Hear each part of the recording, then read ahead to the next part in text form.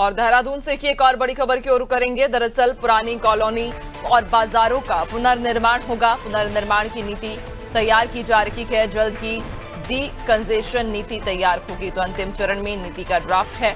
आगामी कैबिनेट में नीति पारित हो सकती है। तो पुरानी कॉलोनी और बाजारों का जो पुनर्निर्माण है उसको लेकर एक नीति तैयार की जा रही है और जल्द ही डीकंजेशन नीति तैयार होगी। अंतिम चरण में नीति का ड्राफ्ट है और आगामी कैबिनेट में नीति पारित हो सकती है। ज्यादा जानकारी लेंगे। सहयोगी सोनू लगातार हमारे साथ बने हुए हैं। सोनू, पुरानी कॉलोनी और बाजारों का कहा जा रहा है पुनर्निर्माण होगा और इसको लेकर जल्द ही एक नीति भी तैयार की जाएगी। देखिए, इस नीति का प्रारूप लगभग अंतिम चरण में है नैन्सी, लिहाजा इसको जल्द ही धरातल पर उतारा जाएगा। लेकिन उससे पहले जो आगामी कैबिनेट की बैठक है उसमें इसका प्रारूप को लाया जाएगा, इसका प्रस्ताव आएगा और माना जा रहा है कि कैबिनेट से इसको मंजूरी प्रदान कर दी जाएगी।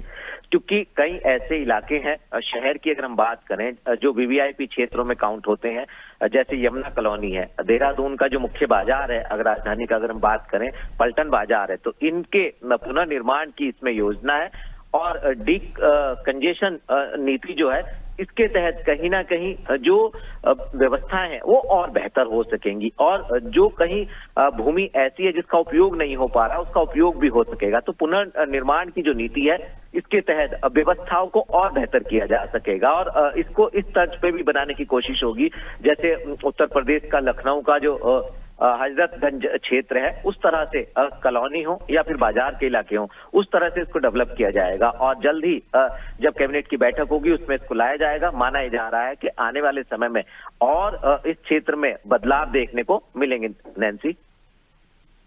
बिल्कुल, यानी कि कहीं ना कहीं अब जब पुनर्निर्माण को लेकर जब नीति बनाई जाएगी तो उसके बाद संभवतः जो पुरानी कॉलोनी है, बाजार है, उनका पुनर्निर्माण होगा। लेकिन इसको लेकर अगर हम सोनू विस्तार से हम समझने की कोशिश करें तो लगभग ऐसी कितनी पुरानी कॉलोनी या कितनी ऐसी पुरानी बस्तियां हैं, बाजार हैं जो पुनर्निर्माण की इस नीति में कहीं ना कहीं शामिल जिन्हें किया जा सकता है और कौन कौन से ऐसे प्रमुख वो बाजार हैं जो कि हम देखते हैं कि कई बार ऐसे सालों पुराने जो या कह सकते हैं कि दशकों पुराने जो बाजार होते हैं जो बहुत फेमस भी होते हैं उस पूरे इलाके में, लेकिन बहुत पुराने होने की वजह से उन्हें कुछ समय के लिए या तो बंद कर दिया जाता है क्योंकि वहां की जो बिल्डिंग है वो जर्जर हो जाती हैं, लेकिन लोगों की भावनाएं कहीं ना कहीं उस पूरे इलाके से या उस मार्केट से जुड़ी रहती हैं। तो अब ऐसे में कितने ऐसे इलाके हैं, कितनी ऐसी कॉलोनियां हैं जो पुनर्निर्माण जिनका बेहद जरूरी है? देखिए, कई ऐसे इलाके हैं, इसमें यमुना कॉलोनी का हम जिक्र कर रहे हैं, पलटन बाजार का हम जिक्र कर रहे हैं, धामावाला का बाजार है, इसके अलावा धामावाला के अलावा सब्जी मंडी वाला इलाका है और कई ऐसी कॉलोनी है जिनका पुनर्निर्माण की आवश्यकता है। खास तौर से अगर आप केदारपुरम वाले क्षेत्र में जाएंगे, जहां पर जिस क्षेत्र में सरकारी आवास बने हुए हैं सचिवालय कर्मचारी अधिकारियों के, इसके अलावा राजपुर वाला भी इलाका है, चक्रौता रोड का एक इलाका है, यमुना कॉलोनी का हम जिक्र कर ही रहे हैं और इन्हीं के लिए लैंड पूलिंग नीति, इसके साथ साथ स्पेशल टाउनशिप नीति और साथ ही साथ डीकंजेशन नीति, इन पर काम किया जा रहा है और इनके तहत ही व्यवस्थाओं को किया जाएगा। तो कहीं ना कहीं ये बात बिल्कुल सही है कि जो भूमि है उसका सदुपयोग हो सकेगा, भवन निर्माण पुनर्निर्माण के रूप में अस्तित्व में आएंगे और इसके साथ साथ जो व्यवस्थाएं हैं वो और बेहतर हो सकेंगी। इसमें कैबिनेट मंत्रियों से संबंधित, आईएएस अधिकारियों से संबंधित, पीसीएस अधिकारियों से संबंधित और अन्य कर्मचारी और अधिकारियों से संबंधित कुछ ऐसे एरिया है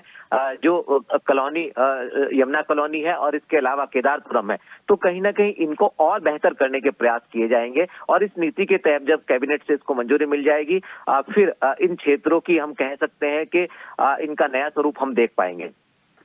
बिल्कुल, यानी कि कहीं ना कहीं अब जल्द ही डीकंजेशन नीति को मंजूरी मिल जाएगी और उसके बाद में जो पुराने बाजार हैं, कॉलोनी हैं, उनका पुनर्निर्माण शुरू होगा। बहुत शुक्रिया आपका, बने रहिएगा और भी अपडेट्स लेंगे आगे।